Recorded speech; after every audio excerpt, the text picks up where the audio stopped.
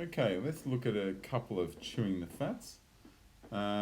We have the third party tools where I was asking, what is your understanding of when you use the term third party? Because really everything you don't write is a third party, but most people consider the main frameworks what they have to use, and then adding third party is adding risk. And I talk about, here's some third party UI controls and here's some third party backend ones. What's your opinion of using third parties and what is the definition of a third party?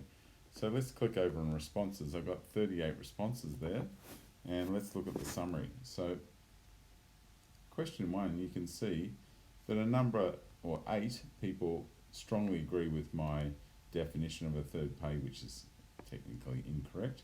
And then you've got a bunch of people in orange that kind of agree. So you can see that is 21 people that agree, and then the disagree you've got 11 if you add up the green and the red. So much more weighted towards agreeing with my definition. But let's go and ask a question about B2C.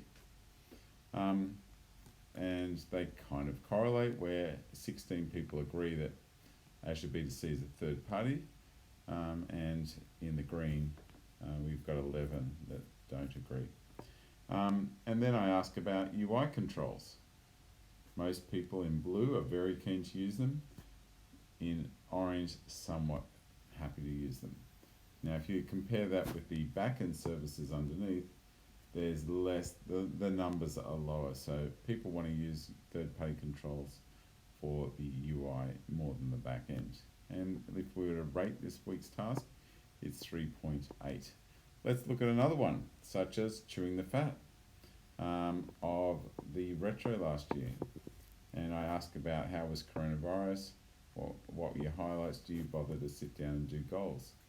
And I'll click on responses. This one I got more at 45 responses, and although the biggest one was in blue, that coronavirus was no good, it was a bad year for them personally, if you add up the others, that obviously adds up to a lot more because they're all good.